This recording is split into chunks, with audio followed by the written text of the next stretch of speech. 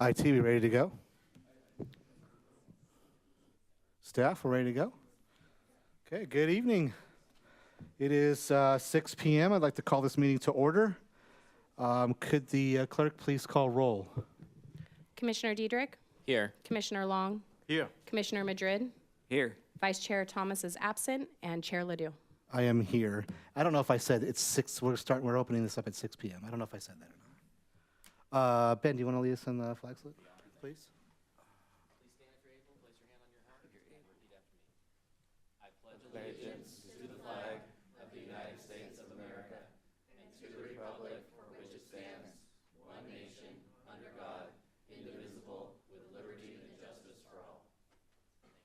Thank you. Thank you, Ben. Okay, and there's no presentations tonight. We're looking at the agenda approval. Are there any modifications to the agenda tonight?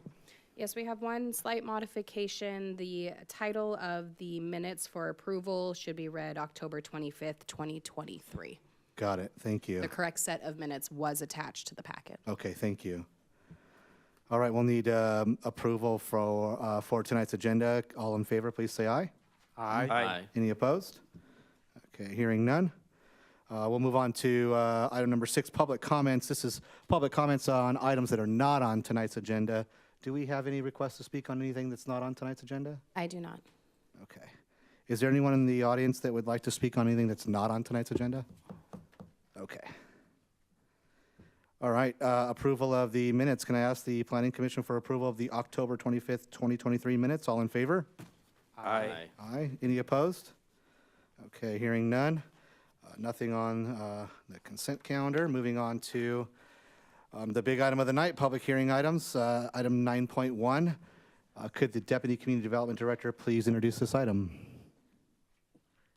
I'll fill his shoes and introduce the item for him.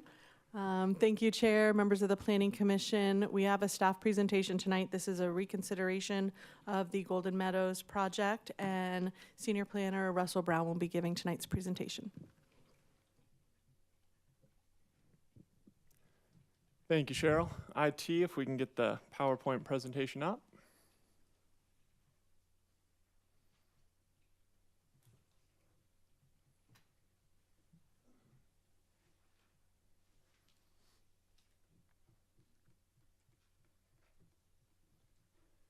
All right, again, thanks, Cheryl, and good evening, Chair Ledoux and Commissioners. As previously mentioned, before you tonight is the zoning code amendment and major modification for Golden Meadows, tentative track map 31194.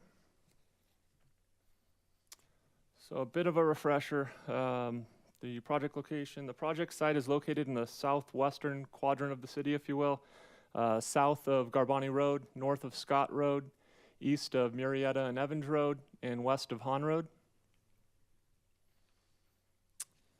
The project consists of a major modification to a county-approved tentative track map and a zoning text amendment to Chapter 9 of the city's municipal code. As a result, the project is required to go before both the Planning Commission and the City Council for approval. On February 8th, the Planning Commission voted 5-0 to recommend denial of the project to the City Council. June 7th, it went before City Council, and Council voted 5-0 to remand the project back to the Planning Commission. July 26th, this year, public workshop was held at the Planning Commission. Feedback on the previous project and ideas were provided. The applicant then, ran with those ideas and incorporated them into their project, redesigned and resubmitted to staff, and we are here tonight to go over those revisions.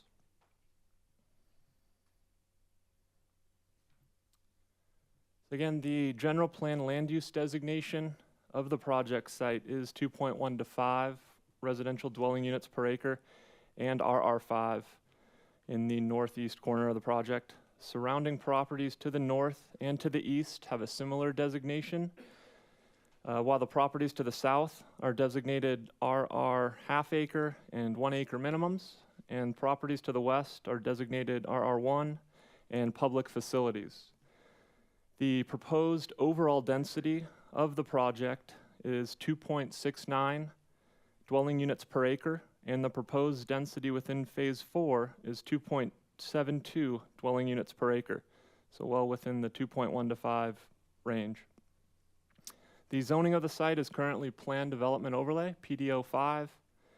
Surrounding properties to the north and to the east have a similar designation of LDR2, while the properties to the south are designated RR half acre and 1 acre minimums, and properties to the west are designated RR1 and public facilities. So the project, again, some refresher here. The project was originally approved in April of 2007 under the county, and it consisted of 474 single-family lots on approximately 205 acres. The project was approved with 3 park sites on approximately 7.4 acres, and 49 acres in the northeastern corner of the project was set aside as natural open space.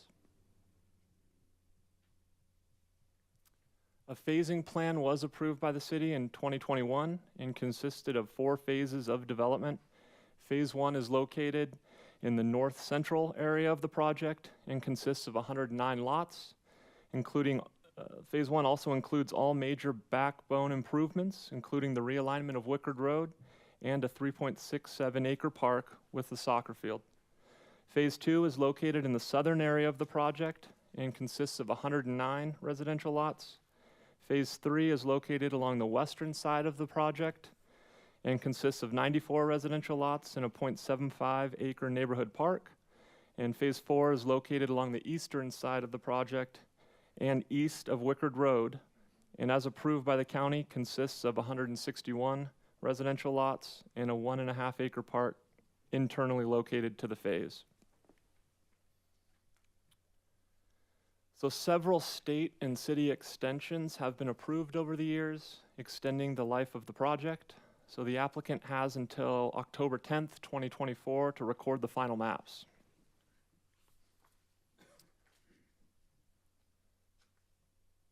So the proposed project. So the applicant is proposing a major mod to Phase 4 of the approved tentative track map by increasing the number of residential lots from 161 residential lots to 240, or an increase of 79 lots. In addition, they are proposing to increase the park area from 1.5 acres to 3.23 acres, while also proposing a 0.61 acre pool and rec center. The proposed development occurs within the previously approved development footprint and does not encroach into the area set aside for natural open space. So the applicant is proposing a zoning code text amendment to revise the development standards within the table within the municipal code, which will support the proposed design and configuration within Phase 4. I've highlighted a few of the more substantial changes being proposed, with the most substantial being the new minimum lot size. The project was approved with 6,000 square foot lot sizes. The applicant is proposing 4,000 square foot minimums with 6,000 square foot minimums along Wickard Road within Phase 4. They are also proposing changes to the front yard setback and maximum allowable building coverage within Phase 4. Additional cleanup items, including replacing county zoning classifications with city designations and removing the PDO map from the municipal code, or a few of the other more minor changes.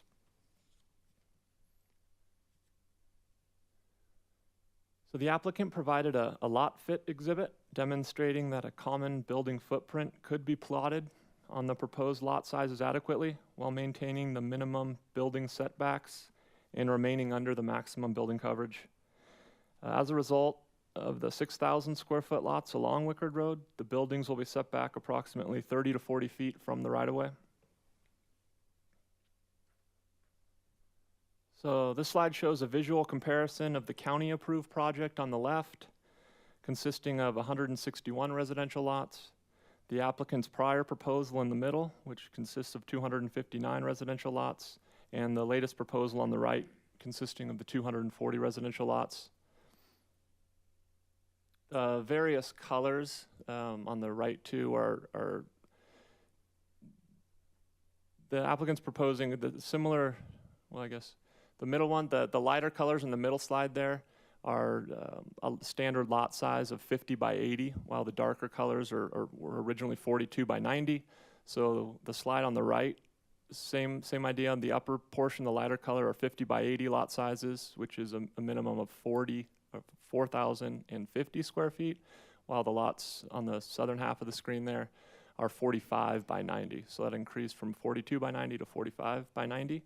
And then the darker colors along Wickard Road are the 6,000 square foot minimums.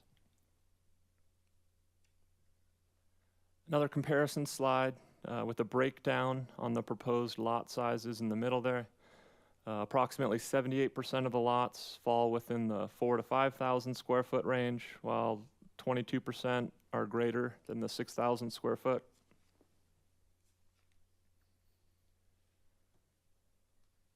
The project as a whole, contains 3 parks and a rec center with pool, totaling approximately 8.26 acres of parkland. Again, the park within Phase 4 goes from 1.5 acres to 3.23 acres and is relocated along Wickard Road.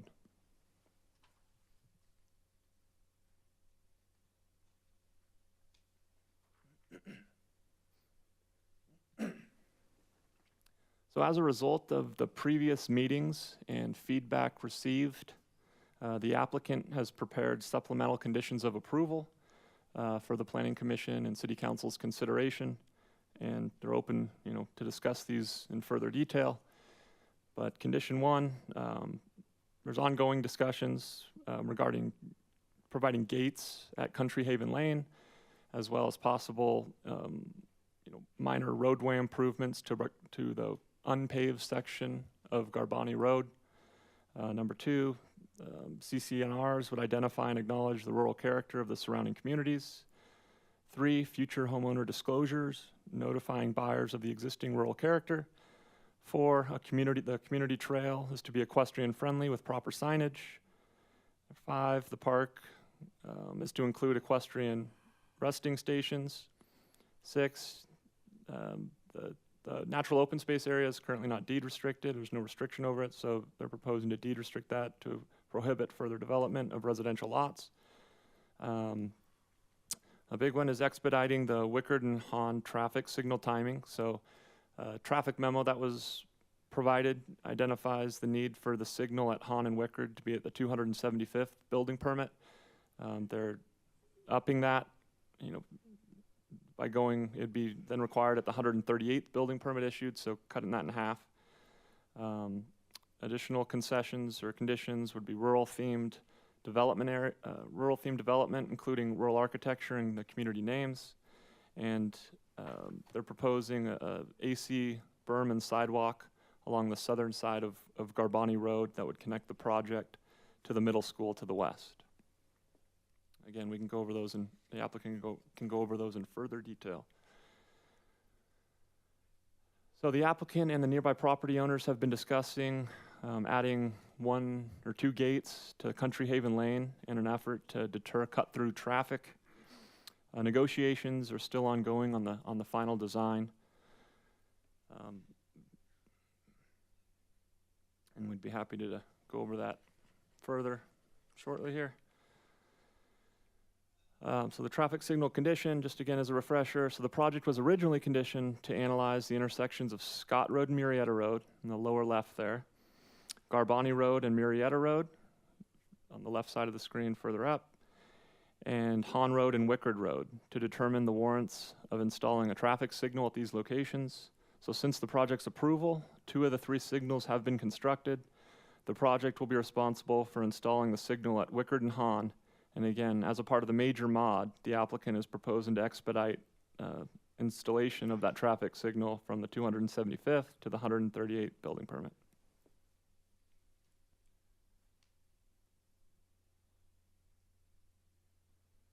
So again, the applicant is proposing a temporary AC berm and sidewalk on the south side of Garbani, connecting the project to the middle school to the west. So the Planning Commission previously expressed concerns with the pedestrian connection between the middle school and the project, and therefore the applicant, it's approximately 700 feet of AC berm and sidewalk they'd be installing to increase pedestrian safety in that location. So the city originally received a comment letter in opposition from a neighbor back in February of this year. And then earlier today, we did receive an email in opposition from the surrounding property owner group. And then furthermore, we have received 4 letters of support over the last couple months from property owners on Hahn Road and Wickard Road near the intersection there, as well as from a recreational soccer group.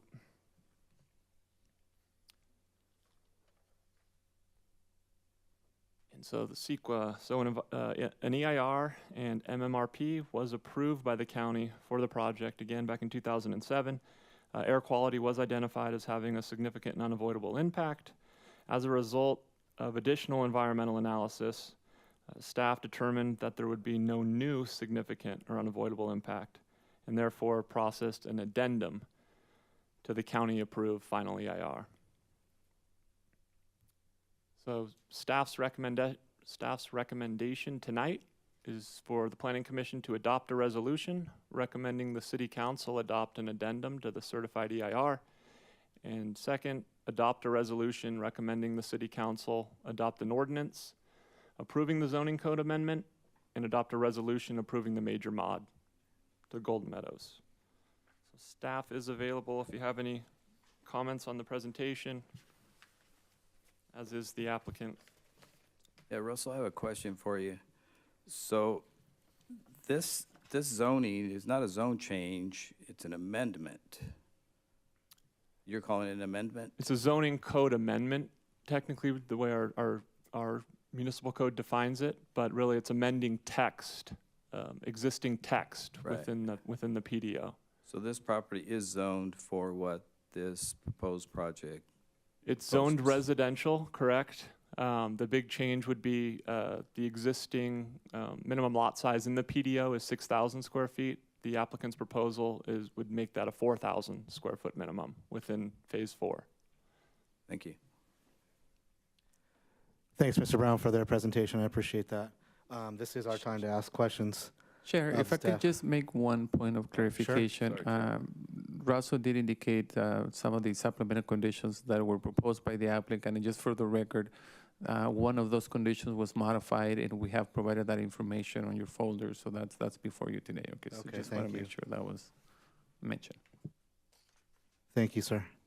A question I had is, can you explain to us why the AC berm and sidewalk would be temporary in nature, please?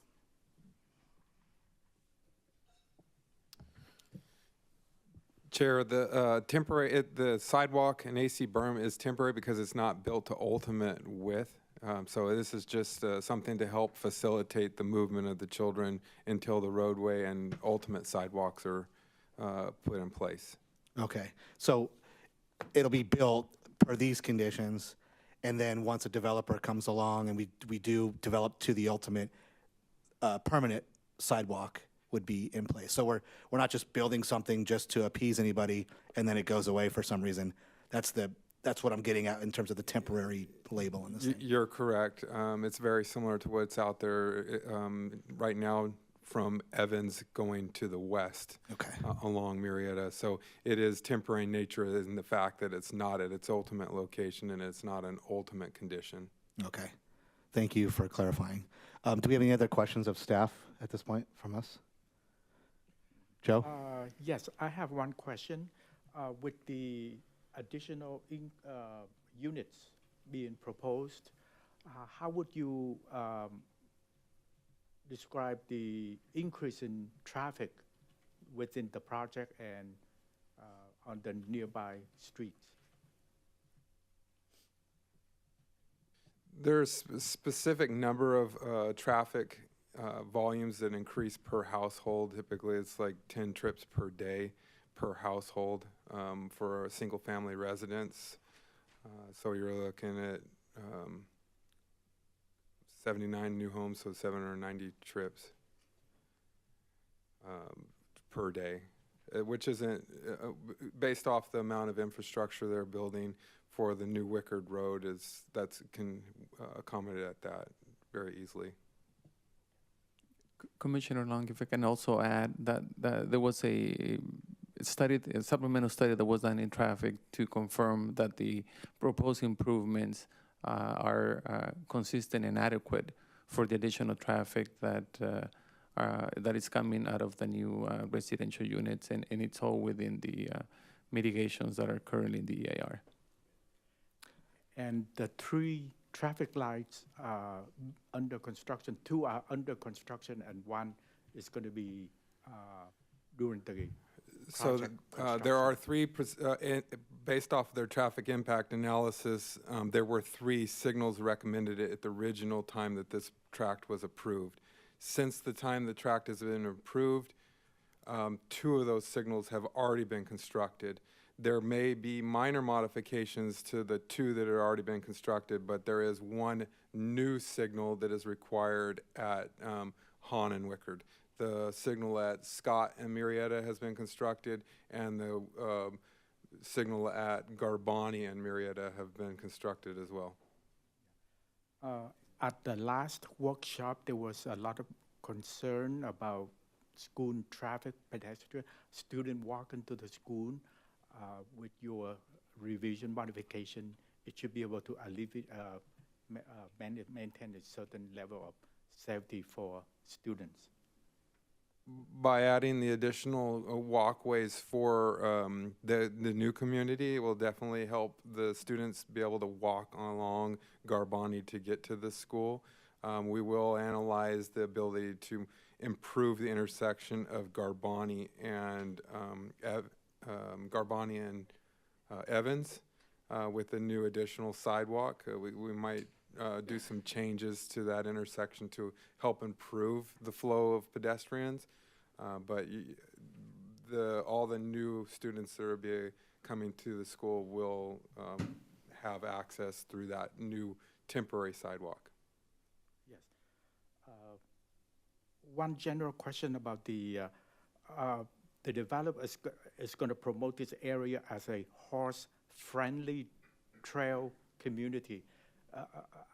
Do we have any concrete idea what they're going to do with the signage or monuments or statues? At this time, it's a item that the applicant brought up, and I think they can expand on that further. But as of right now, it's still kind of conceptual, and that's still negotiable, I guess, or it's still being discussed what exactly that would be. So perhaps the applicant can expand on what they've done in other communities or what's common. They can probably expand on that shortly. I'll go ahead and add, we do have a city standard on these multi-purpose trails that identifies it as a horse-friendly facility. We could use those as the template because it's something we already manufacture and put elsewhere in the city. Great. Just a follow-up question for that particular theme, horse-friendly. Would the park in Phase 4 reflect horse-friendly park as well? Yes, we've taken a look at a conceptual plan for what they're proposing, and within that conceptual plan, there's a hitching post and a watering station. If the project was to go forward, they would need to provide us with construction level details, and we would look at that further. But yes, as currently proposed with the major mod, it would contain a hitching post and watering station. Would there be any horse trail within the project, Phase 4? No, not a horse trail per se, but there are other, they are proposing some internal pedestrian trails that were not originally a part of the proposal within the phases 1 through 3. So there are some additional trails, but I don't believe those are intended to be horse trails. Thank you. Thank you.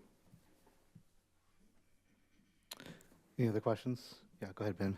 I have a question about the proposed traffic deterrent on Country Haven, right? So thinking probably a gate, right? And so there's been issues raised of whether that would actually be feasible to put one there and whether there would be too many roadblocks, either at the city or the county level for that to happen. Do we feel confident that we would actually be able to do something there? Commissioner Dietrich, yes, staff has went out and reviewed the area. It does seem like a feasible alternative to put gates, one at the terminus of Garbani and Country Haven, and the other one on Mueller and Country Haven, just as long as there's enough room at those intersections that a vehicle can turn around if they do get down there by chance. But the applicant is saying that they will sign at both ends saying not a through street, so public will know that they cannot make it all the way through. So to answer your question, yeah, staff has reviewed it and feels like it's something that's achievable. Okay, great, thank you. Okay, no more questions for staff at this time? Okay. All right, we're about to open the public hearing. I just kind of wanted to kind of express kind of what we've done so far. We've been here before, right? This group met before. We're familiar with all of you guys. This came to us once before, and we denied it 5-0. When this commission denies something, it has to be based on some kind of findings that we can rely on, and that was the case the last time around. I think part of the biggest problem was the community benefit was at least part of it. Obviously, we're not the final say. It goes to City Council. It did go to City Council. Instead of ruling based on our recommendation, they kicked it back to us to reconsider. So I'm saying this because I have an email in my file asking why is the city pushing this? This is due process. This is the way things go.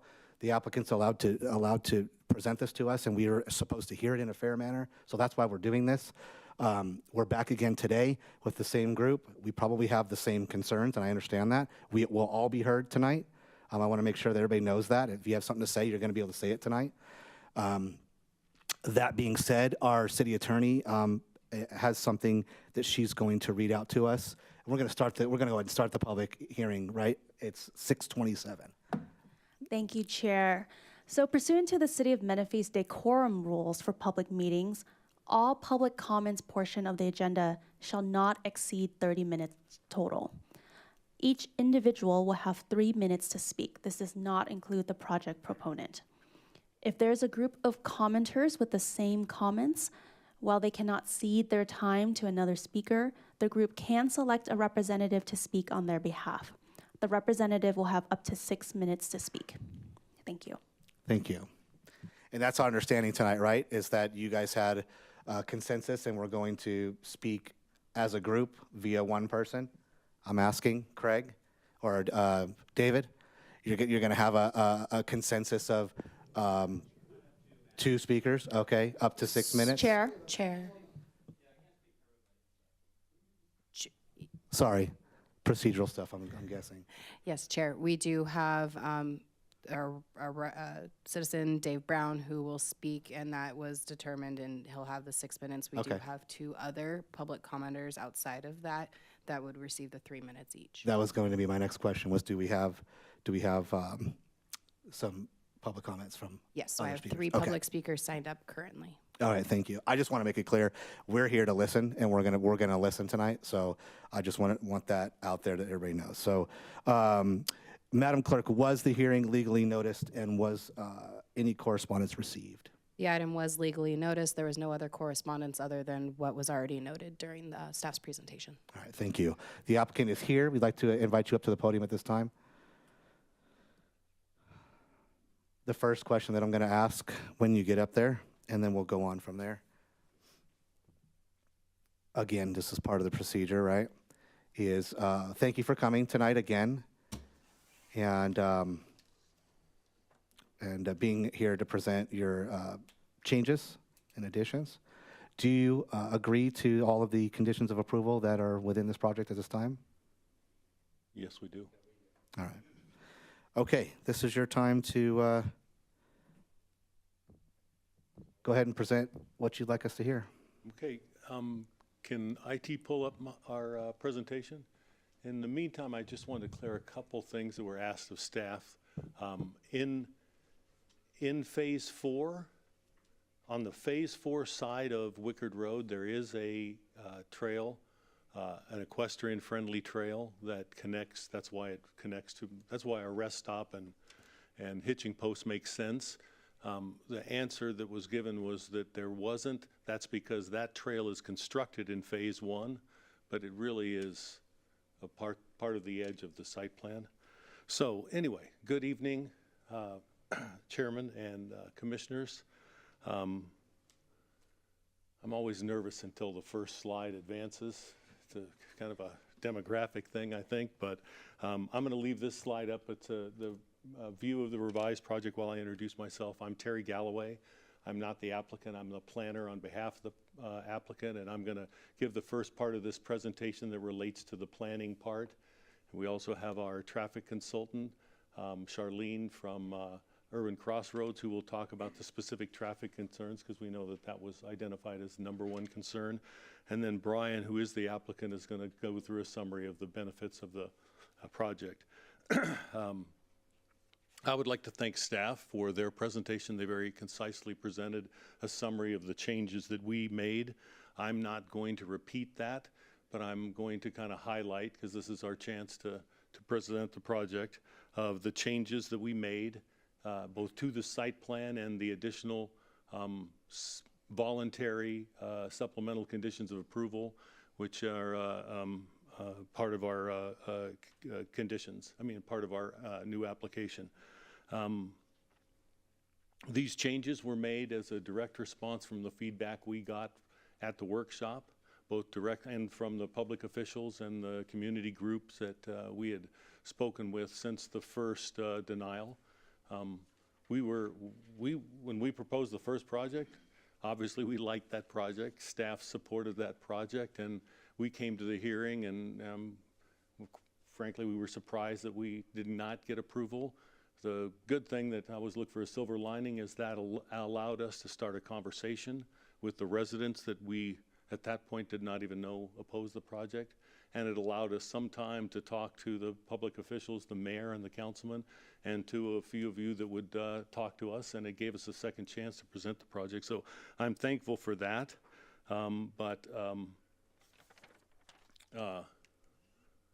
Summary of the project, phase 1 through 3, which is on the kind of the left side of Wickard Road. You can see that's the original project. That's moving forward.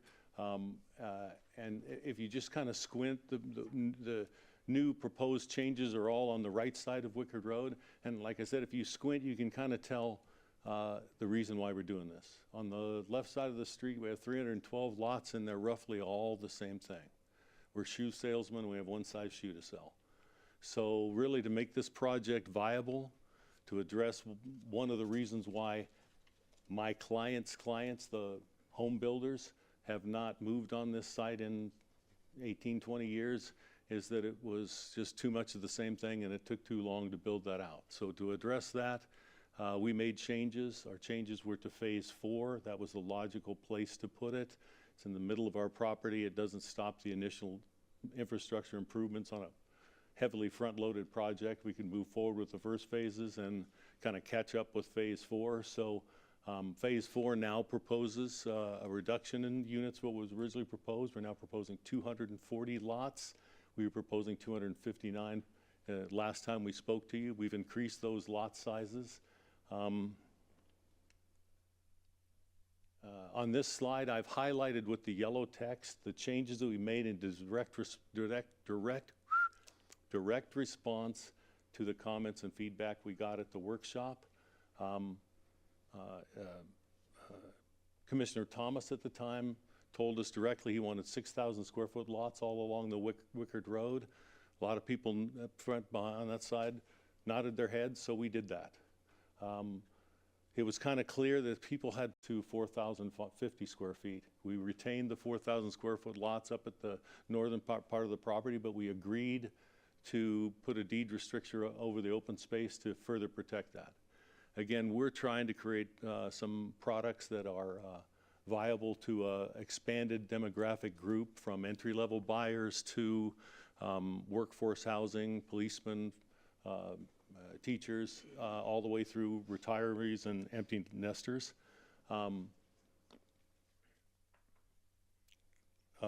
In addition to the site plan changes, I think one of the most important things that we did was, in terms of changing the site plan, is As part of this approval request, we've agreed to speed up the implementation of the traffic signal at Wickard and Hahn. That is crucial because without the project, that intersection goes into gridlock, I believe within 2 years. So we wanted to make sure that that was considered as part of our improvement. This slide is a comparison of the previously approved HOA maintained 1.5 acre park, which was centered in phase 4, and the new park with the revised, again, it's shown in yellow, equestrian rest area pitching post that was incorporated into this park, as well as a youth soccer field. And a big part of our supplemental conditions were related to making the project more equestrian friendly. That included everything from disclosures to buyers, language in the CC&Rs, signage along the community trail adjacent to this park, and the trail design itself. So we volunteered up those things. We also volunteered that we would, when we work with builders, encourage them to respect the character of the community and their architecture and their monumentation. We haven't moved forward with what that would look like because the city will process an application from whoever is lucky enough to buy this project if we can get it approved, and that will be their responsibility to follow those guidelines. So essentially what we're proposing is, and I'm glad it was clarified, a text change to the zoning. We're not changing the allowable density. We're changing the kind of three items in this table that Russell showed you. We need to reduce the minimum lot size so we can come up with a more affordable product. To accommodate that product, we reduce the rear yard. Our buyers don't want big backyards. They don't want that maintenance, and they don't want that cost of an increased 5-yard depth in the yard that they don't want, increasing the entry-level price point of that home. They want to buy a home. The other thing is we ask for a reduction in the living portion space of the front setback. The garage setback is the same as all throughout the city. We asked to move the living space forward. We did that for 2 reasons. One, in a small footprint like this, that allows us to address the market we're trying to hit with a downstairs bedroom. That's always very popular. It's many times converted to a home office and allows us to bring forward the portion of the house that has windows and front doors and allows us to bring the porch forward. And when you do that on a house that's narrower, it decreases the visual impact of the garage door and increases the saleability of the house. So I don't want to go through a whole discussion on the product. This shows a conceptual design of a 2,400 square foot lot on our 45 by 90 foot lot program with some conceptual elevations. The main important thing to address at the Planning Commission tonight is this type of housing is needed in the community. And that's why we got 2 letters from local business owners in support of the project. This project provides 2 soccer fields, 1 added to the proposal we've got for you today. That's why we have the local chapter of the AYSO supporting our project.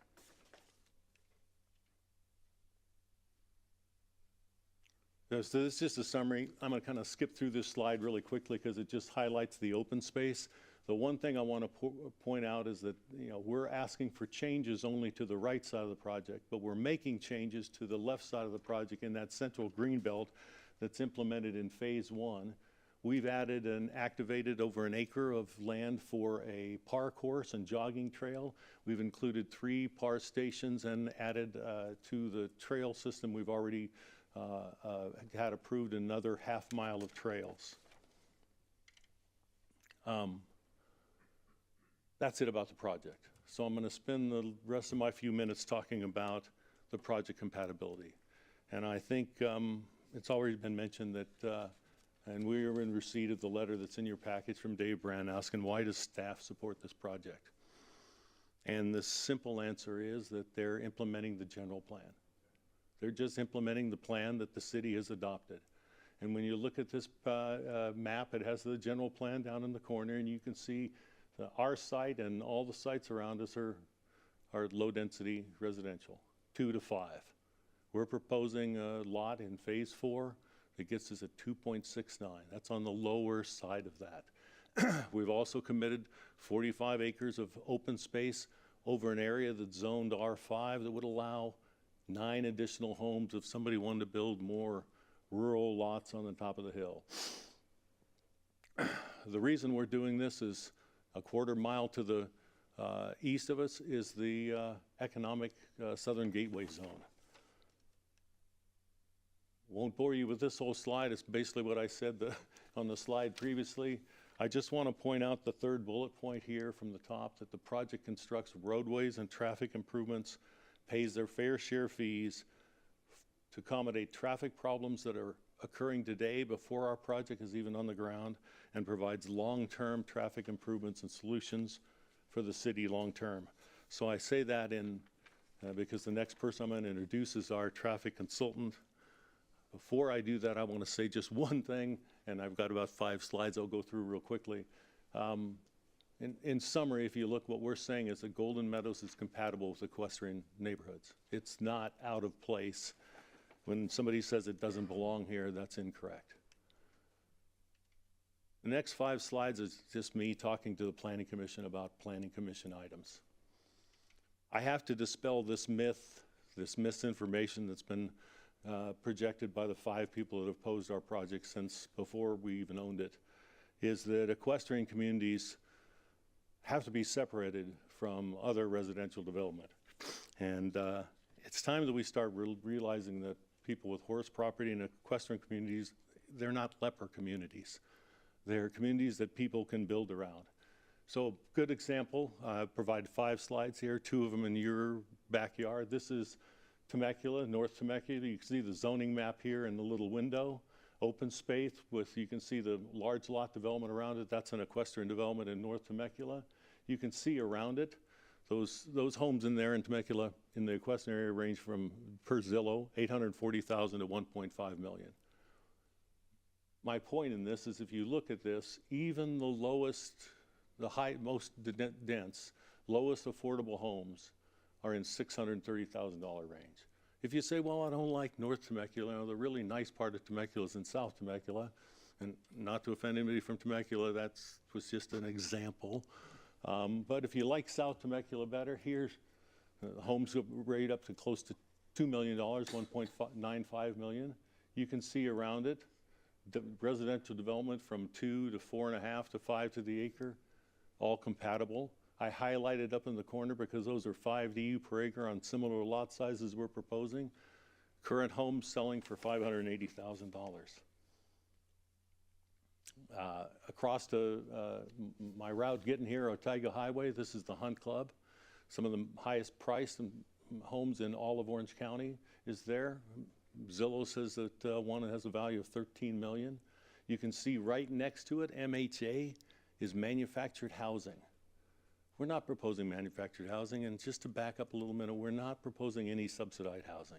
We're proposing houses where your children, your people you work with and who raise your, help teach your kids and provide public services with where they can live.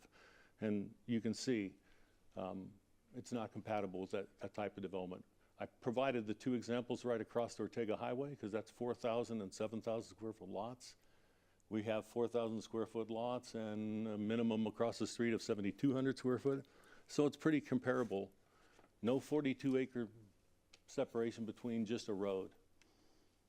Next one is Orange Park Acres. Won't bore you with all the details. Similar story. No impact on the property values of the, negatively, property values of the people in the equestrian community, and really no conflicts. I highlighted this little window here where you have attached duplexes, higher density than what we're proposing, right next to a stable where you would expect people to have a nuisance or an issue with stables or with horses. And there's currently a home for sale in that community for $1.2 million. I'm going to leave you with one last one because this is from my neighborhood. If you notice up in the corner, my logo's up there. That's my office. This is Nellie Gale. This is my drive to work. So as I drive to work, the second window you can see is right next to this community with $9 million homes is detached small lot development homes from 1.1 to 1.3 million dollars. You might notice right there, right next to that is also a stable. I drive past this stable every day, not every day, yeah, every day on my way to work. And just to the north of this picture, right where the word north is actually, is an elementary school. And guess what? When I drive to work and I get there a little early, about 7:30, there's a little bit of chaos going on at that elementary school, but everybody lives in harmony. Key reason why is that the roads are paved. So our project is proposing to pave a mile of Ultimate Street section. And with that, I'm going to introduce Charlene, who's going to talk about traffic concerns. I'm available for questions. Thank you very much for your time.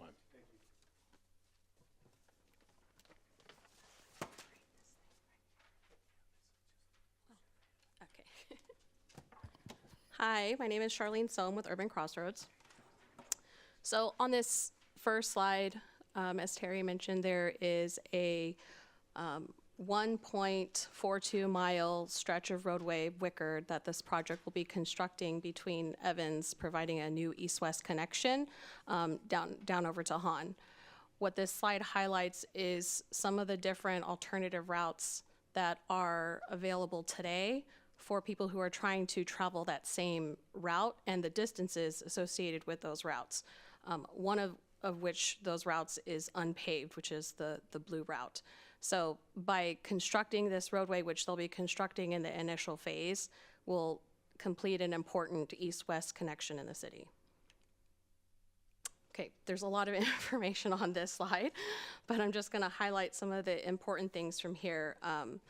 The team has heard the public concerns with traffic in the area, issues with cut-through traffic, and so this completion of Wickard Road is going to be a major east-west connection that helps alleviate some of that congestion, cut through traffic in the surrounding neighborhoods.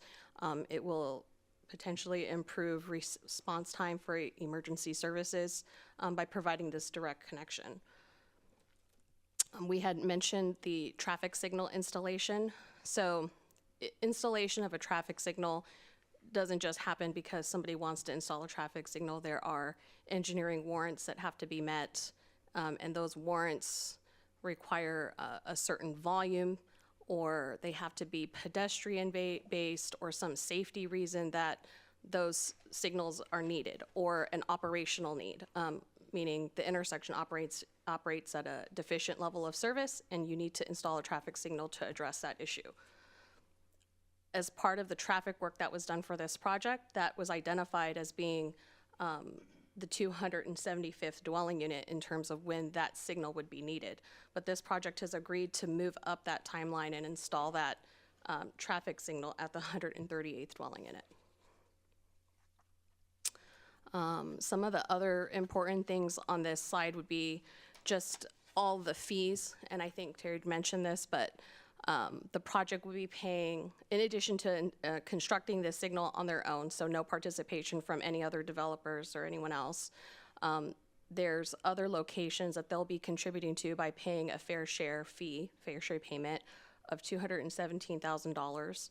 In addition to that, they're still subject to their city diff fees, which amount to $2.7 million. Their school fees that they'll be paying is about $6.5 million. And in total, it's about $6 million of off-site roadway improvements. Some of the benefits for the project would be, as we had already discussed, this brand new east-west connection of Wickard Road between Evans and Hahn. In addition to that, this traffic signal that they'll now be bringing up sooner, which will help with processing traffic through that intersection.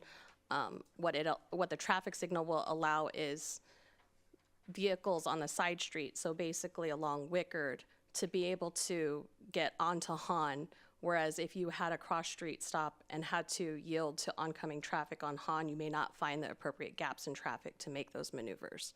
So that in that way, that's how the traffic signal installation will help improve traffic flow in that area.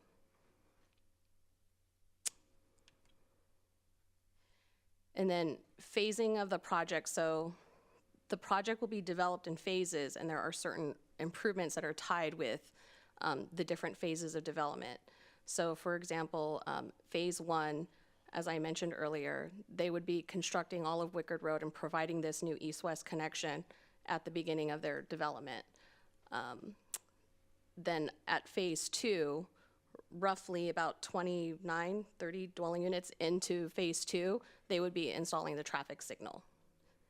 And then phase 3, you have an additional set of 94 homes, and then phase 4, you have the final set of dwelling units. But most of the roadway improvement infrastructure occurs before they're needed.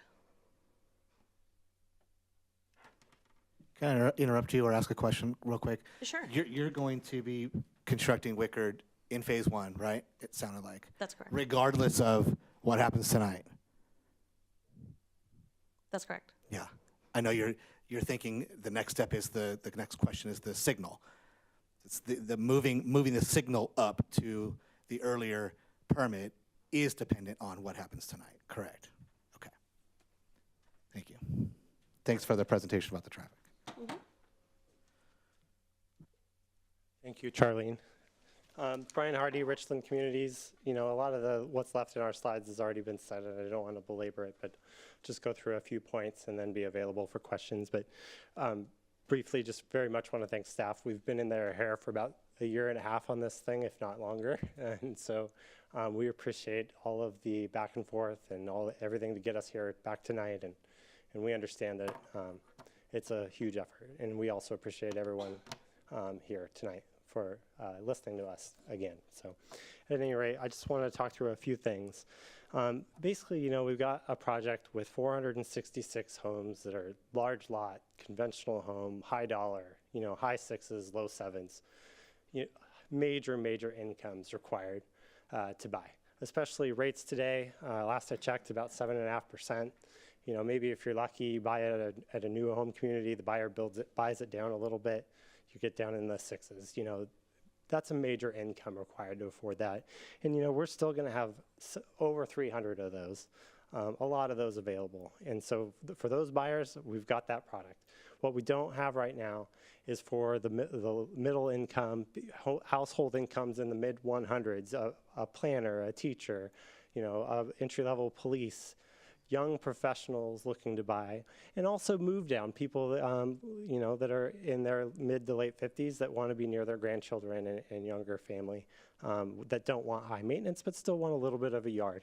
You know, we do talk about the lack of desire for a yard, but sure, you know, a little bit of backyard is needed for a barbecue and the dog and stuff like that. But it's pretty much the perfect scenario for families that don't have a lot of time to go out and mow the 30-foot yard.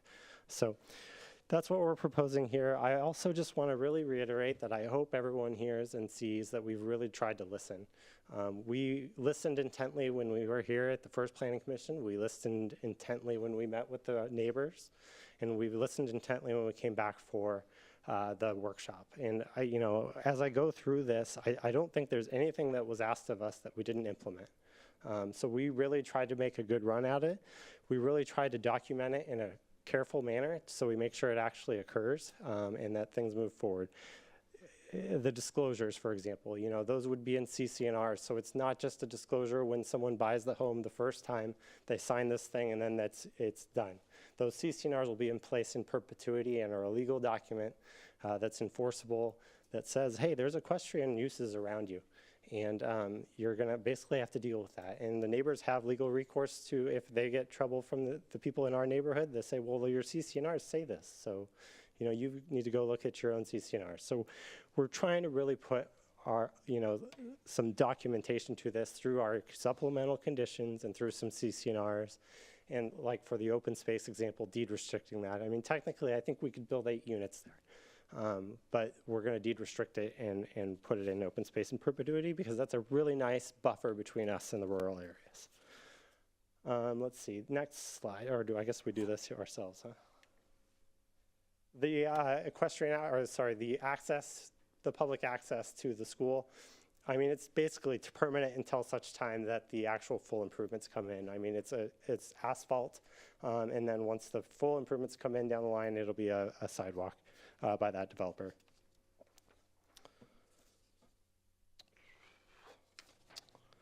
I think that's it. I think everyone has hit everything. Thank you, staff, for your presentation, and we're here for questions, and we've got Charlene here that can answer all the traffic questions that I'm sure there might be more of. And then Terry knows everything, so we've got him too. So. All right, thank you. Do we have any questions directly for the applicant?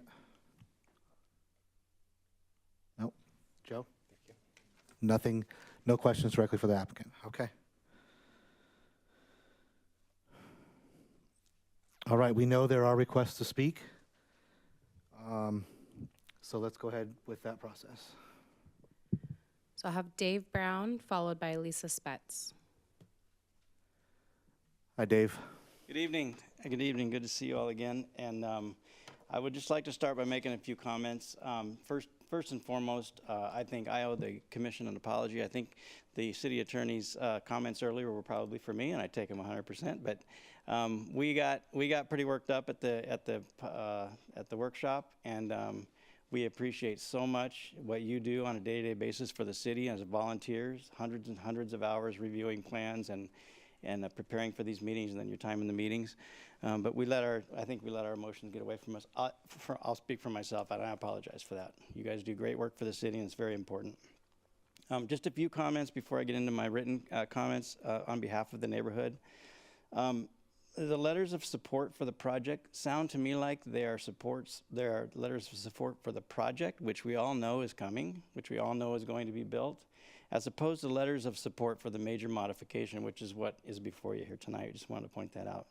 The vast majority of the project's benefits, which we've heard about numerous times, are going to be installed regardless of what happens tonight. Chairman, I appreciate you calling that out earlier and just clarifying. The only thing that we heard that is significant is moving the traffic signal up at Wickard and Hahn by, I don't know, 100 dwelling units or so. So I wanted to point that out. We fully understand this project is coming. We've had 16 years to prepare for it since we were overturned by the Board of Supervisors, actually since they overturned their own planning commission's unanimous recommendation to deny. And so we know it's coming. The residents have, the one thing on the traffic slide that really bothered me was that there was a point that said the residents have not identified any solution to the traffic impacts. That's not our job. That's not our problem. We're not experts. We've worked very hard, and Terry and Brian and their team have been very open, and we've done a lot of community meetings and things like that. But that's not our responsibility to identify solutions. So. And also, we never asked for horse-friendly designs, hitching posts, or watering stations for our horses. That's not something that we asked for. So, my comments on behalf of the residents are that I'm here tonight on behalf of dozens of property owners surrounding the project before you. We live on Evans Road, Wickard Road, Garbani Road, Country Haven Lane, Mueller Lane, Daniel Road. In all, we represent over 65 of your constituents who have expressed their opposition to this major modification since it was first proposed. Many of them would be here tonight if I had not agreed to speak on their behalf. You've patiently listened to hours of testimony from this podium detailing the disappointing decision by the County Board of Supervisors in 2007 that led to the initial approval of this project after a unanimous recommendation by the Riverside County Planning Commission to deny it. You've heard our concerns that the project doesn't fit, even if in its original form in this rural part of the city. And you've certainly heard that our concerns that the already unbearable traffic on our dirt roads that we ourselves maintain will get substantially worse with the 790 new trips per day. We applaud you for hearing us and unanimously recommending denial of the applicant's petition for a major modification and zone amendment on February 8th. And we testified on your behalf before the City Council to support your unanimous recommendation.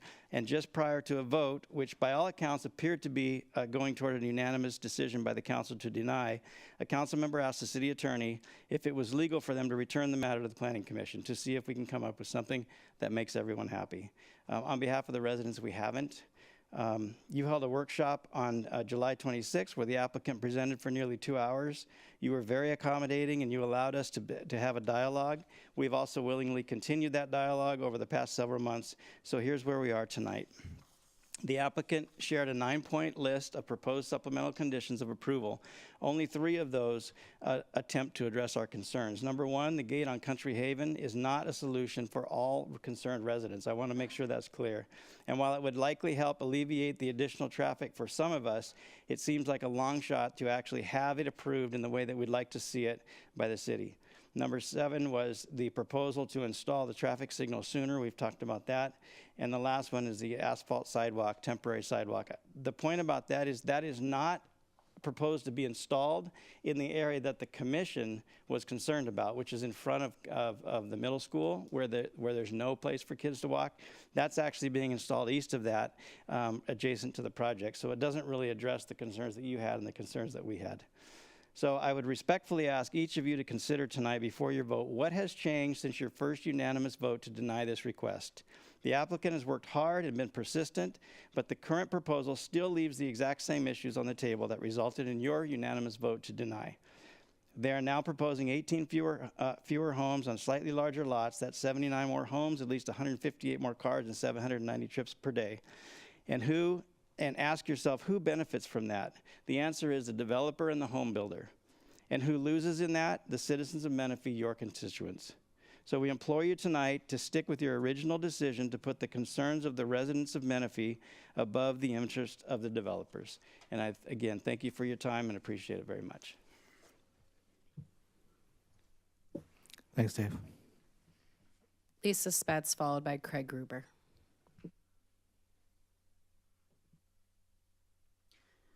Good evening, Commission. So we've all been here numerous times and you've heard all of our concerns, so I don't need to go through all those again. I do have some, I would like to just kind of come back to what you said about safety for the kids and the new development and the new crosswalks and how that just paints kind of a nice little picture of how that's going to alleviate the problem that we have now. Well, the schools, what about the kids that are there now and the gridlock that we have and the unsafe conditions that we have now? So these extra homes coming up are just going to create many more kids that are going to have to come into that situation as well, and it's going to be just creating much more of a mess. So it's not just the kids coming into the new development that's going to have safe conditions to walk back and forth to school, but it's all the kids now and the traffic that come along with no buses for our schools. So it's going to be all those extra cars on the road. So it's not going to alleviate anything or make it nicer. It's just going to create more. And also with the traffic light coming up and that's promised on Hahn and Wickard Road, that's going to go in, but that's something that need to be there long before now. So with the extra cars and the extra homes coming in, they're going to take up most of all of that road and those times at the light. We all have to sit there. It should have been done a lot longer before now, but it's not going to alleviate anything. It's going to make it worse. And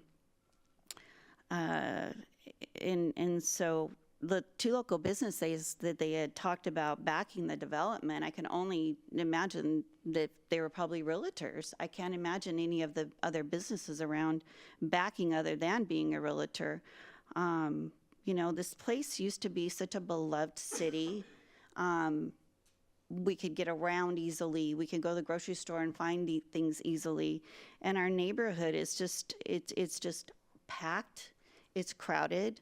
It's just really coming along with all the people and all the building that has come in here. It's a risk to live here. We can't get out of our roads. We can't get out of our roads safely. We can't go anywhere safely. And, you know, I just hope that the commission tonight, and I'm sure most of you live here and you know what we're talking about, I just hope that the commission just thinks about what they're going to approve or deny or ask the city council to deny, because it's a real big impact on all of us. It's really a shame to see what's been moving into our city and what's been coming in, and things just aren't safe anymore. They're like I said, they're overcrowded, overrun. We just don't need any more homes. 79 more homes Ms. doesn't sound Spetz. like a lot, but it is. It is. So thank you very much All for right, listening. thank you. Craig Gruber.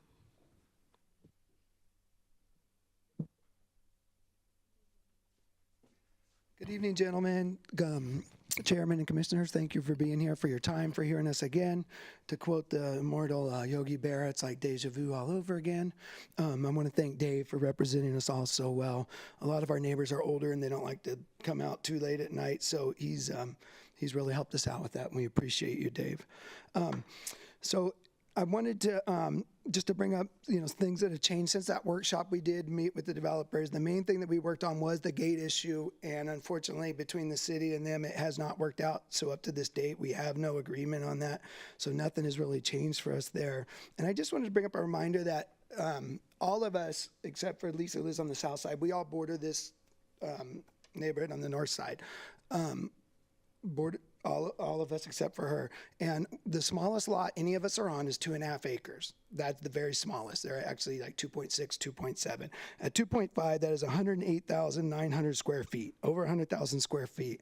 When the city passed it, or when the county made this absurd development in the middle of our rural agricultural area, which it was 10-acre minimums at that time, at 6,000 square foot, that was absurd. To let it go down to 4,000 square foot with no transition zone is even more absurd.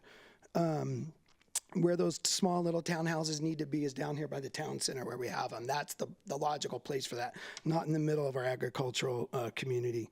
And also one thing I heard at the last meeting was, and we were here at the zoning commission where in the same field, a little bit northeast, it's the same field that we ride in, but a little bit northeast of where this development is, there was that, the community that none of us had any opposition to because it had bigger yards. They're not nearly as big as ours, but they went with the neighborhood. They were more compatible. That's why we would go with that. So if they offer more choice, I know they say they needed more of a choice to offer people. We would ask them to go bigger instead of going smaller because there is a need for that. We hear that from lots of realtors that people want to move out here and buy bigger yards than they have in Orange County, not smaller. And also, it's kind of been alluded to somewhat. I mean, I do like these gentlemen. They've been great in this whole process, but it's kind of been alluded to that we're like the doctors and lawyers that live up on the hill. But we are the teachers and the cops in the neighborhood. So Lisa and I, Amy and I, who are neighbors, both teach at the local school that services our neighborhood. Lisa Spetz has worked for our school district for many years. We all work for Menifee Union School District. Christine is a retired school counselor at Paloma in the neighborhood there. Ken works in construction. Dave's a retired cop. We have a lot of retirees in our neighborhood. We are not we're not rich people trying to keep out the riffraff. We are the people that keep talking about the teachers that like living on a more than a postage stamp size yard. So I just wanted to point that out. Thank you. Thanks, Craig. Any other speakers? No other speakers. Is there anyone in the audience sitting down right now that would like to speak that has not spoken yet? Does she need to come up and talk to you afterwards? Is that okay? Or just you wanted to? If you want to just state your name at the podium. Yeah, come up to the podium, and then afterwards you can go see her just to fill out a form so we have it on record. Ma'am, go ahead.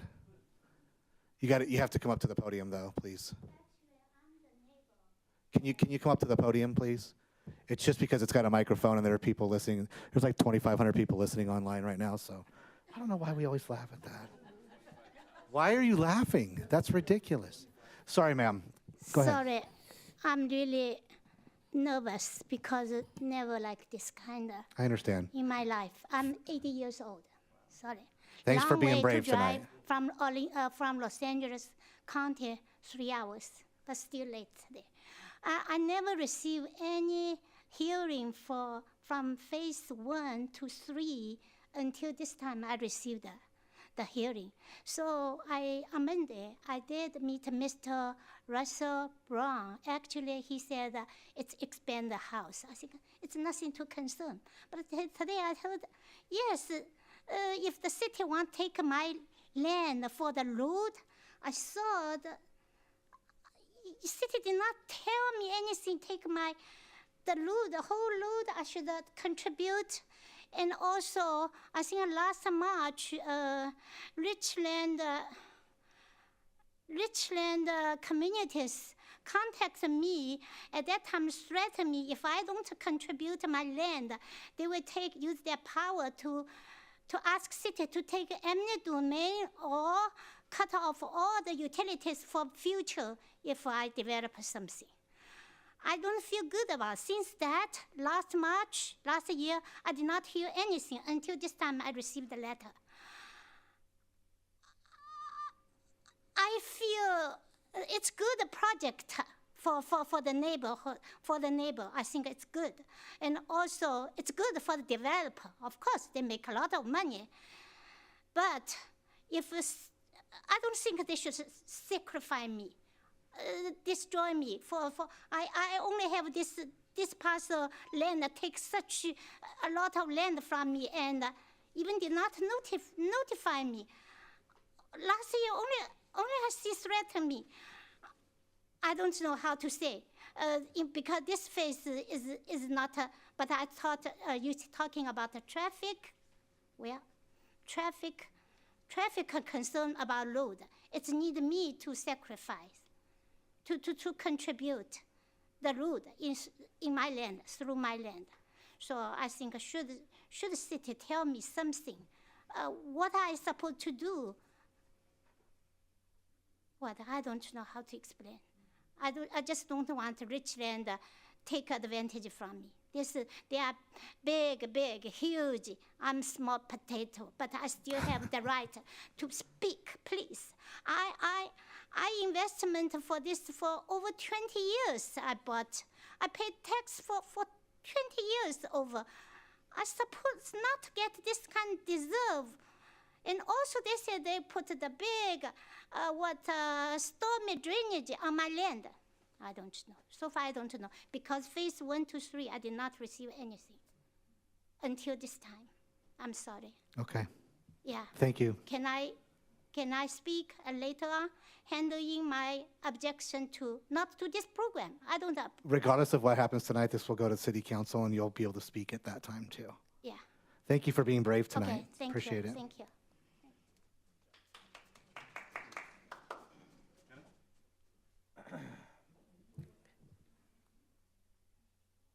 Yes, can you please state your name at the podium? Thank you. Yeah, I'm Ken Stiles, live on Garbani, and this is a very small section of, cross-section of who we are. We have a dirt road text, and everyone on that, and we chit-chat back and forth. We talk about who's parked on the road, what's going on here, what's going on here, and we've got a very nice, tight-knit community, what we call the dirt road people. And it's much bigger than what it shows here. This, like I said, it's pretty small. We met at Dave's house and had a little bit bigger turnout. And it's just hard to explain. Well, I think, I imagine you can understand it. And we got this small, nice community where large properties, that type of thing. We know that phase 1, 2, and 3 is going to come in. We understand that. As much as I don't want it, it's going to happen. I got it. But adding 4 is just another aspect to it that didn't feel right. Like Craig mentioned, townhomes right over here in Town Center, perfect. Awesome. Be grateful. Small places, little postage stamp properties right there. It's out of place. In that neighborhood around us, in that acreage, it's just out of place. So that's all I got. Thanks, Thank Ken. you. FYI, phase 4 is coming too, no matter what. It's going to be plus 79 homes or not. Yes, no, So, I understand. just so you understand. I understand as well. Thank you. Ma'am?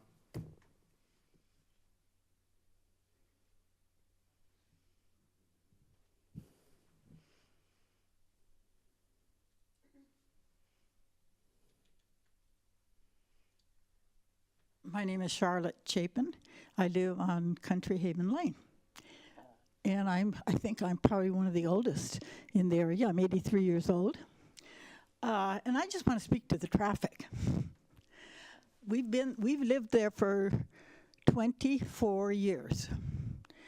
And years ago, when we moved there, it was only the residents that used that road. The last probably 6 years, and it's getting worse every year, because people use the dirt road because they don't want to sit in line for 45 minutes to get home after they picked up their children from school.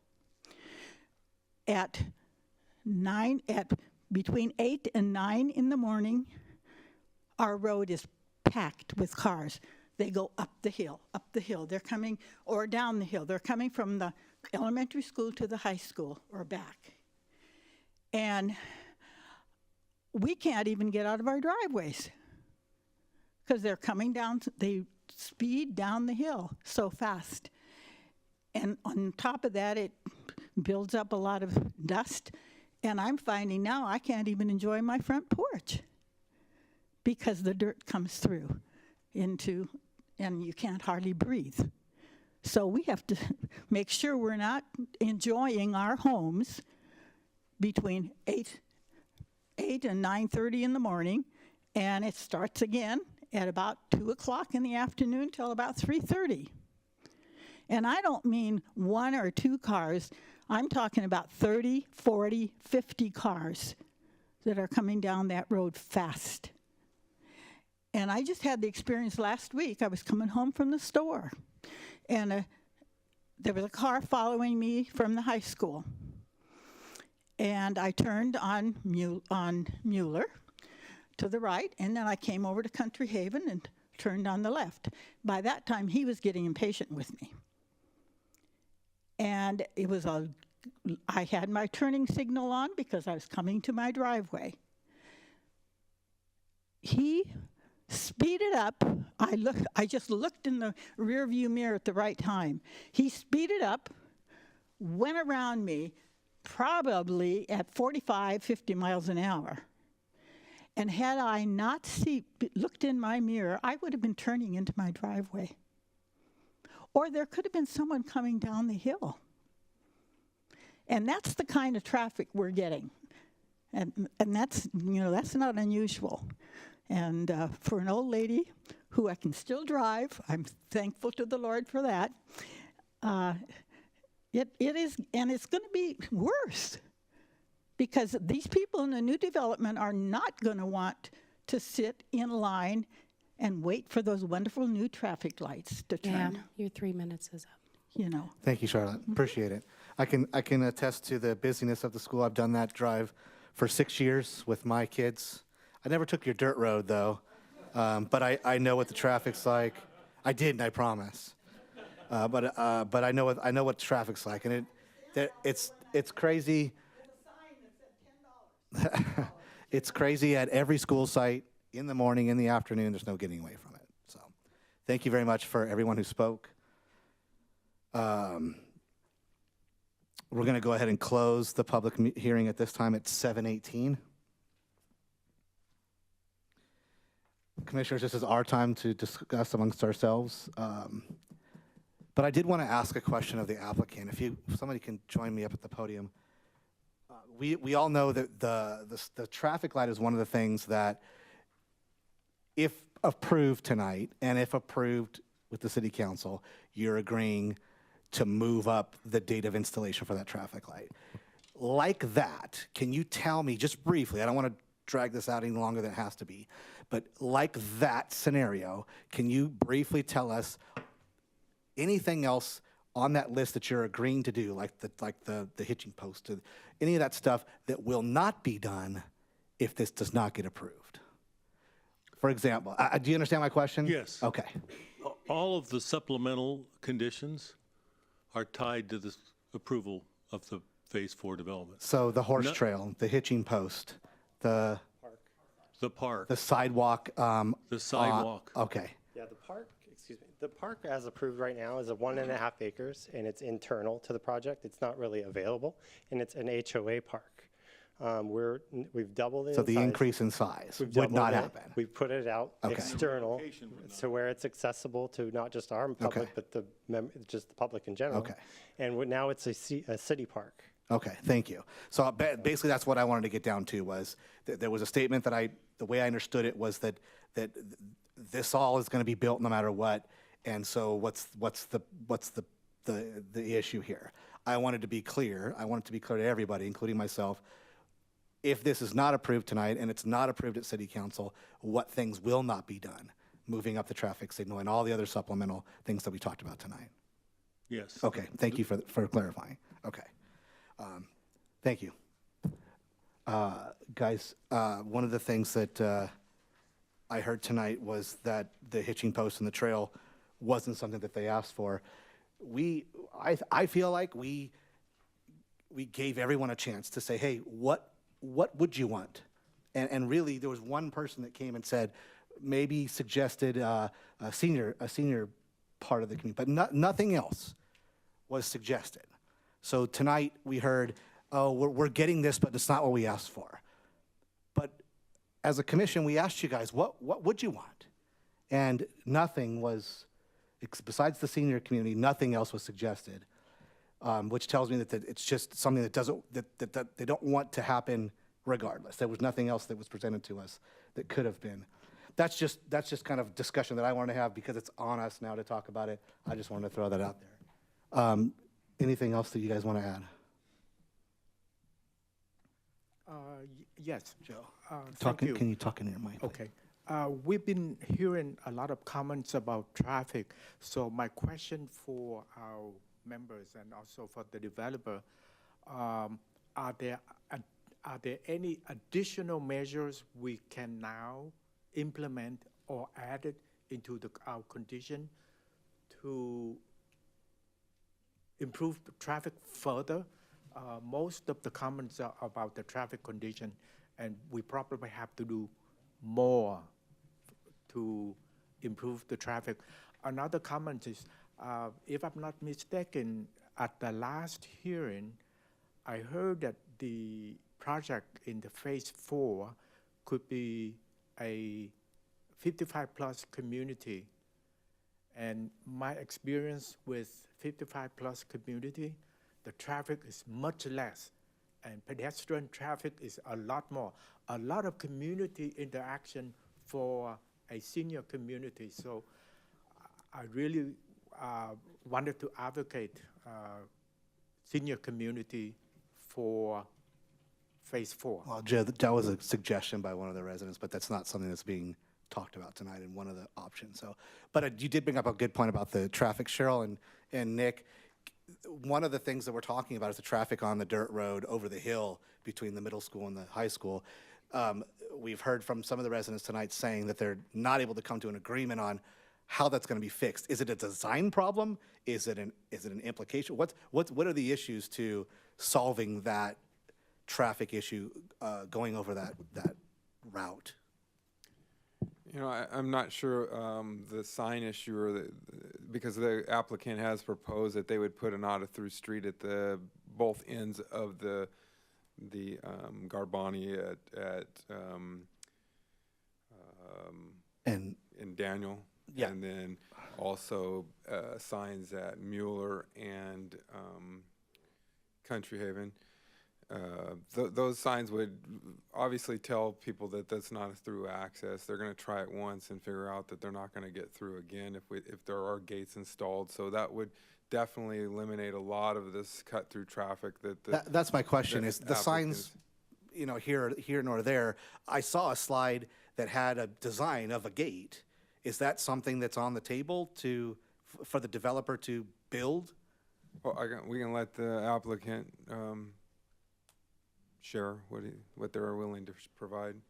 So that is something that we have, since our very first neighborhood meeting at Archibald or whatever the fast food place was, that we brought up with the community. It's something we've been willing to try to work with.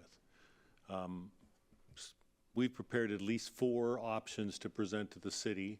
Some of them weren't met with city approval because originally the gate, which is effectively a roadblock, was on Garbani, and that was against city policy. So then we looked at moving it to Country Lane. On Monday, Dave Brown, who represents the neighborhood group, got back to us with a proposed design, and the request to do 2 gates. Since the workshop, we have voluntarily agreed to a supplemental condition to help solve that problem. We put a cap on it of $85,000. The gates that we received from Dave, and if we had just a few days to have somebody cost estimate, said that 2 gates like that will probably exceed what our commitment is. We're looking around the room, we don't see anybody else ready to make up the balance. So this morning, I sent to staff and copied to Dave a gate that doesn't make this country lane a gated community, but a gate that effectively functions to block traffic, a gate that can be sustainable, more durable, and can be accessed, it can be provided with solar power and fob, so you don't have to open the gate. So we are in 1 week quickly trying to respond back and forth. I would say we're close. We can't agree to a blank check. If they're asking for a blank check, then we're not close. Right, understand. But if they're not asking for a blank check and they are willing to accept a gate or gates, if we can do that for the budget, then we've expressed from the very beginning. That's the #1 comment that Ken said at the very first meeting. I agree. It's one of the biggest, one of the So bigger that's what we're issues. trying to solve. Dave, can you jump up to the podium, please? Is this what he's saying? Are we close? Yeah, well, we Excuse don't me, know, because I Chair, my apologies. Will you please reopen the public hearing in order to have a member of the public comment? Sure, I apologize. Thank you. Let's go ahead and do this. 7:26. We're going to reopen the public hearing so we can have a dialogue with the participants of the meeting. Thank you. Thank you for doing that. We appreciate the opportunity to respond. The issue that we have with the gates, as I'm sure the city staff will attest to, create almost as many problems as they solve. As a Country Haven resident, I'm in favor of it, but it doesn't solve the issue for all of the others. So I didn't feel good about coming up here and telling you that on behalf of the residents, the ones that have asked me to speak on their behalf, that solves the issue. So we're really concerned about the folks who are on the other side of the project. We don't want to sell, our soul for something that works for us and not them. I think in terms of design, if we can meet between what we proposed and what they're proposing, I think for those of us who are on Country Haven, that's definitely a plus. Okay, thank you. Yeah, thank you. Thank you for giving us your perspective. Okay. Did you want to add something, Cheryl? I think just for purposes of process, the supplemental conditions, including the red lines in your folder, do refer to an Exhibit A, and that Exhibit A was the original proposal with the enhanced stone. So if the commission is going to include that in your recommendation or not, we should just make a clarification that Exhibit A will be updated prior to City Council or subject to the approval of staff, just so we have that ability to make some sort of agreement on the design of the gates, Okay. if that's how we do it. Do you guys agree with that? Yes. Yeah. Do we have any other discussion amongst ourselves? Questions that we want to ask? Okay. Is there anything else you wanted to talk about? I understand. Is there any questions you want to keep it open? Okay. So 7:28. I have a general question for the department. Okay. Yeah. We've been hearing a lot about traffic problems within this area. I wonder if the city has any plans to at least reduce problems, traffic flow or speed.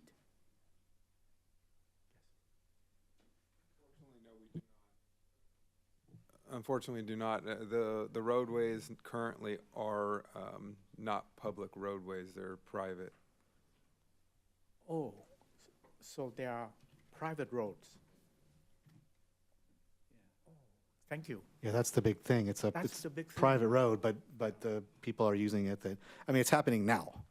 We'll go ahead and close the public hearing. It is 7:29. We'll close the public hearing. Chair, I have a comment after close it. May I? Like my comment is, Joe says there seems to be traffic problems.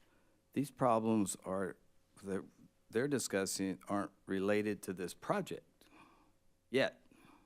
They're foreseeing that it's going to add to the problem. And we already have a traffic study. That was my comment when I voted when I denied this project. They asked why. I said traffic. So I just wanted to make that comment, is that,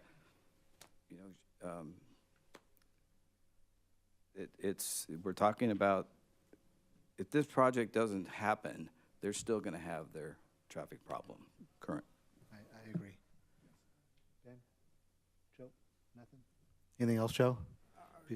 We're going to move to our vote after this. Additional comments, if all the dirt roads up there are private, then would the owners be responsible for blocking traffic? I'm not sure. Can you ask that again? If those properties are private, then homeowners should have some kind of measure to prevent trespassing. Do you guys have a comment on that? Since because they have been dedicated and not accepted, they're private roads, so they have the ability to close them. It's not, so the Garbani we cannot close because it is part of the circulation element roadway network, but the Country Haven could be. Okay. And that goes back to the statement I think Dave made that we can't close Garbani Road because it is a public circulation element, a general plan circulation element roadway. Right, so makes sense. It would just really depend on the specific road, and as to the status of each one of them, we'd have to take a look at it. So I don't think we're prepared tonight to answer wholesale. But yes, if a private property owner is allowing trespassing and creating a nuisance to neighboring property owners due to the trespass or some other entry onto their property, then that is an issue between private property owners. Okay, thank you for addressing that. Thank you. Okay. Good. Any other discussion? All right, there's two resolutions tonight that we'll need to vote on. We'll need a motion and a second to adopt the resolution per the... May I ask a question first? Do we need to say why we voted the way we voted? No, we don't? Okay, the first meeting. No. So we'll need a motion and a second to adopt the resolutions per staff recommendations. I do just want to make a clarification that if you do want to make a comment prior to the vote to explain why, you are allowed to do so. Yeah, I would, because five zip, that was a history. We never voted five zip against a project. And there was just communication breakdown. I didn't understand. I felt like you guys felt. What's this project with these 3,800 square foot houses with all this in this rural area?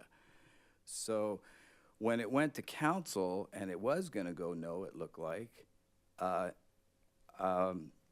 it comes back and then we find out why. Then I got to really get into the project, and I'm sympathetic with you guys because it's been since 2007. You got railroaded, but I just hate to tell you guys, planning did everything technically. There was no changes to. It was pretty. It's what could be built out there, and I like that buffer out there, that 45-acre buffer.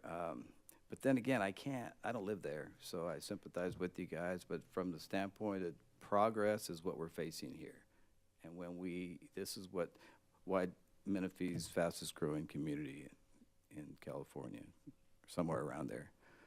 So I just wanted to, when I understood and saw what they're offering, and even that, I didn't know they had a 1 million gallon tank that they had to pay for EMWD to install. That would improve your water pressure.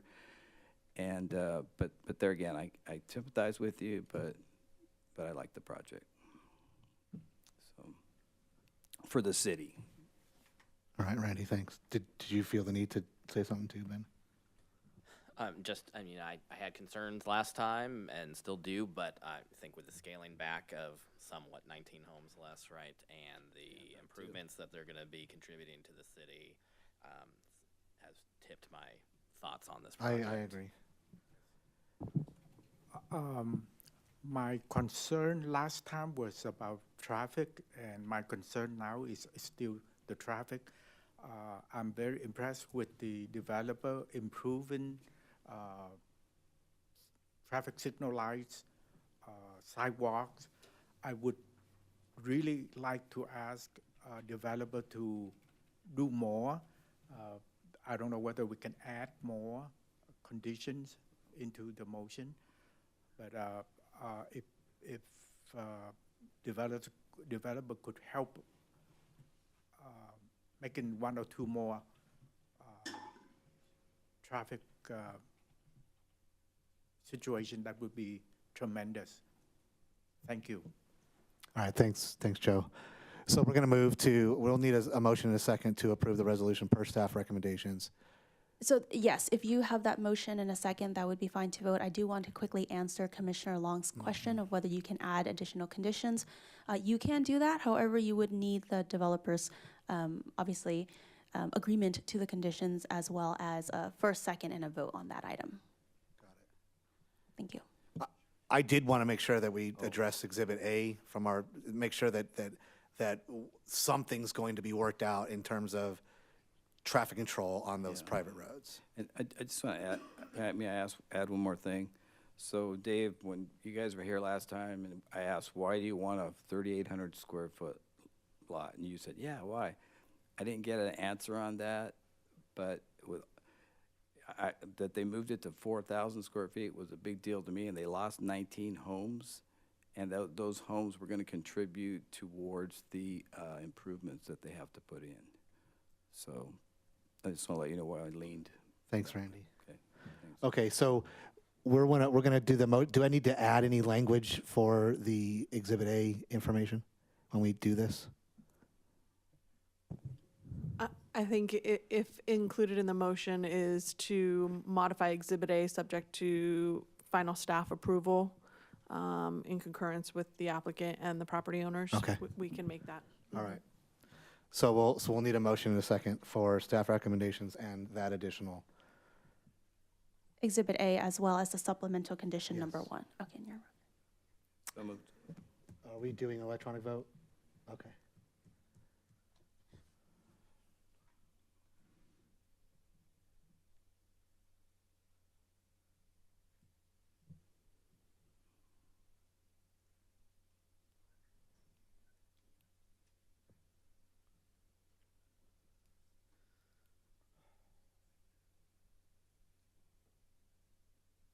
Commissioner Madrid. Oh, I thought I did it. All right, that passes 4-0. Again, this is not the final stop. You still have to go through the city council. But thank you, everybody, for speaking tonight, bringing forth your comments. We're going to move on. I'll give you guys a couple seconds to clear out if you don't want to stay for the rest of the exciting meeting. There she goes laughing again. Thanks, Terry. Hey, Bri. Where's Lou? All right, moving on to item 9.2, the development code update. Could the Deputy Community Development Director please introduce this item? Thank you, Chair.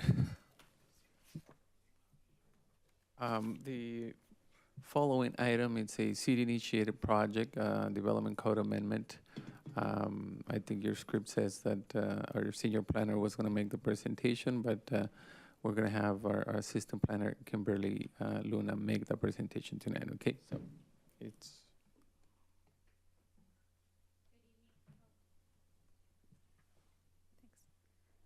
Good evening, Mr. Chairman and members of the Commission. The item before you is a city-initiated development code amendment, updates to housing provisions. The proposed amendments will do two things. One, update the development code to be in compliance with the latest state housing laws and implement several program actions in the city's housing element adopted in November of 2022. And on September 28th of this year, the code amendment was presented to the developer stakeholder group. Here's a Here's a brief overview to the proposed sections and chapters being amended. We will briefly cover each of these sections and chapters and its proposed amendment. Most of the proposed amendments are housing related. As we go through these slides, you'll see program actions and state bills being covered with this code amendment. Here's the first section being amended, which is the approving authority table. Here we're removing the accessory dwelling unit permit and adding two new permit types, 2-unit developments and urban lot splits. With the removal of the accessory dwelling unit permit, we're also gonna remove chapter 9.35. The removal of this chapter will streamline the approval process for ADUs to a ministerial building plan check submittal for review. This process is currently the same for our new single-family dwellings, permit-ready ADUs, and additions to single-family dwellings. Under the amendment under the reasonable accommodations chapter will implement program action 24 of the housing element. The additional language is more objective in the health and safety concerns for individuals with disabilities. In the agricultural and rural residential zones, we're amending the allowed uses table and updating it with 3 new allowed uses. These will be permitted uses. We are also permitting supportive and transitional houses as they are now permitted by right rather than being a conditional use permit per state law. Two new uses will be added to the residential zones chapter. We are also permitting here the supportive and transitional housing uses in this chapter. Please note that chapter 9.130 was accidentally left out of Exhibit A, but it's included in your blue folders tonight.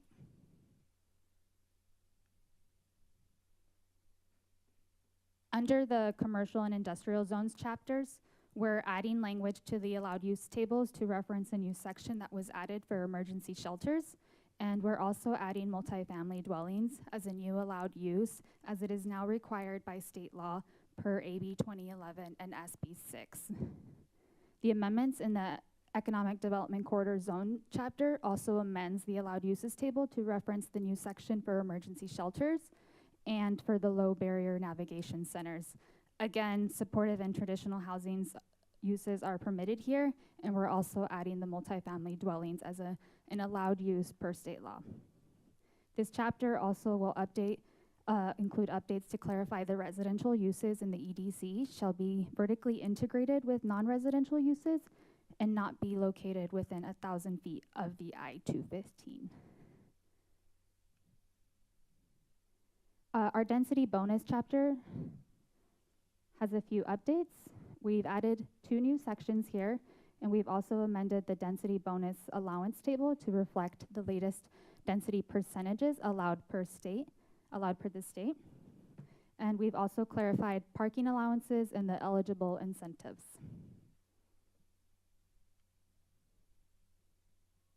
Under the parking requirements table, language was updated to clarify that the requirement that the 2 parking spaces required for single-family units and duplexes shall be enclosed within a 2-car garage.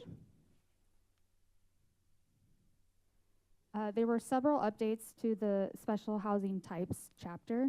One of the housing types in this chapter is the accessory dwelling units. All the amendments covered in this section will bring the chapter up to in compliance with state law.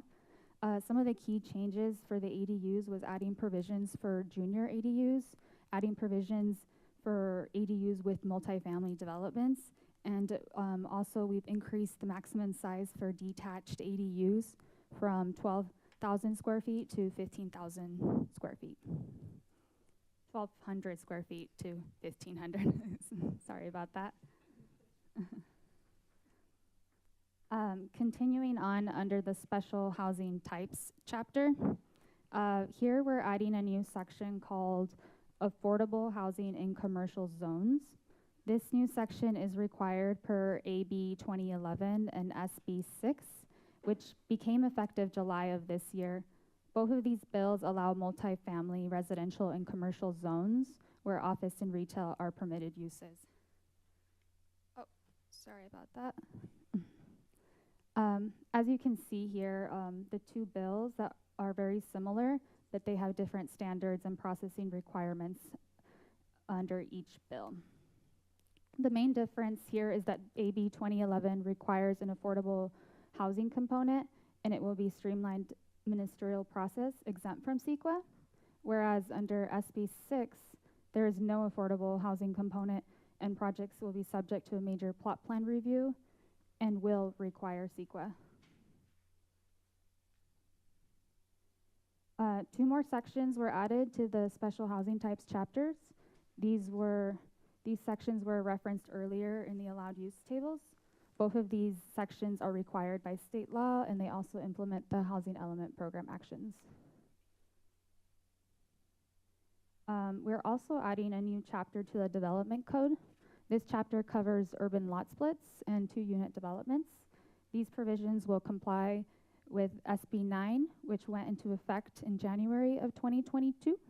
Essentially, this chapter carries two parts, one being urban lot splits and the other 2-unit developments. Urban lot splits will allow individuals to subdivide their property if it's in a single-family residential zone and meets eligible requirements and development standards. Property owners will only be allowed to subdivide a lot into 2 lots from 1 lot. The 2-unit development standards under SB 9 will allow the development of 2 primary dwellings. The units built under the standards for 2-unit developments will be restricted in size, with 500 being the minimum and 800 being the maximum. Each unit will require separate utility connections. The setbacks will need to conform to the underlying zone, and parking spaces will be required for all units. Here you'll see how SB 9 can work. There's 4 different examples. All of them can have an urban lot. They can have an urban lot split. You can have 2 primary units on 1 lot. You can have 1 primary unit and an accessory dwelling unit. You can have a primary unit and a junior ADU. It doesn't matter the type of unit, but you can only have 2 units per lot. And there's just different scenarios. They can be attached, detached, but you can only have 2.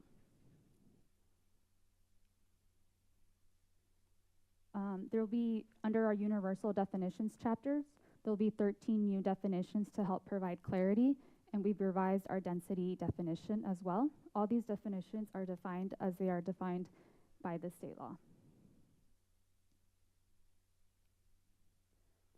Under our density bonus definitions, we've added 6 new definitions, and we've revised 5. The project is exempt per a statutory exemption and the common sense exemption. The project also implements the Housing Element's final programmatic EIR. In conclusion, staff recommends that the Planning Commission adopt a resolution recommending that the City Council find Development Code number LR 230012 exempt from further environmental review under CEQA, and that the City Council approve Development Code Amendment number LR 230012 upon the findings and conclusions incorporated in the staff report and resolution. Thank you. Staff is happy to answer questions. Okay, thank you. Great presentation. You made that as exciting as you possibly could, so thank you. Good job. Do we have any questions of the staff on this presentation? No? No questions. Okay. We're going to go ahead and open the public hearing at 7:49. Madam Clerk, was the hearing legally noticed and any correspondence received? The item was legally noticed and no correspondence has been received. Fantastic, thank you. Are there any requests to speak on this item? There are no requests to speak. Any phone calls on hold waiting to call in and contribute? Not Nothing? tonight. Okay.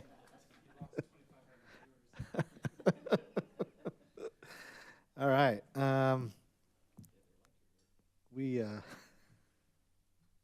It's 7:50. Let's close the public hearing. Do we have any discussion amongst ourselves on this item? It's about time. Good job. Great job. All right. There's one resolution for adoption. We'll need a motion and a second to recommend to City Council per the staff recommendations. Oh, wow. We moved fast.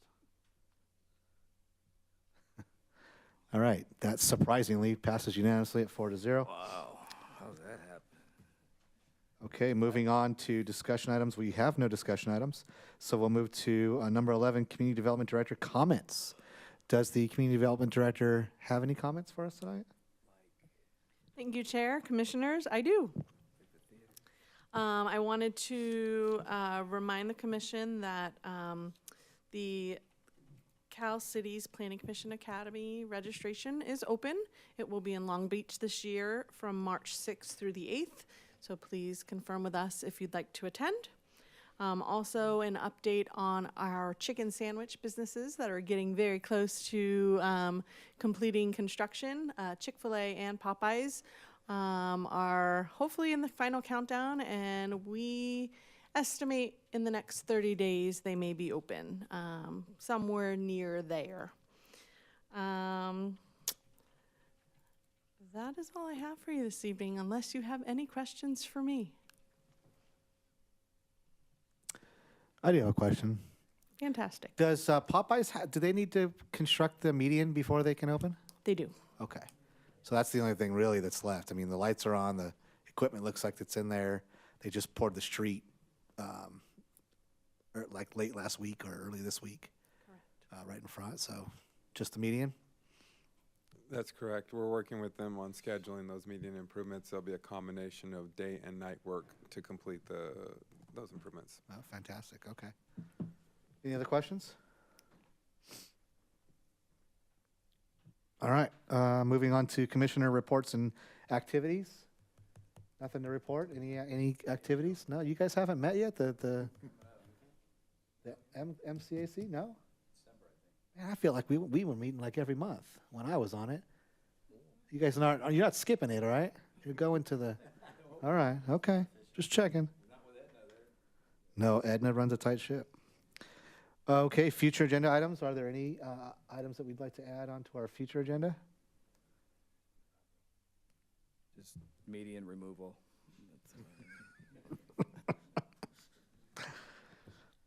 Okay, it is 7:53. Let's go ahead and adjourn this meeting. Good night.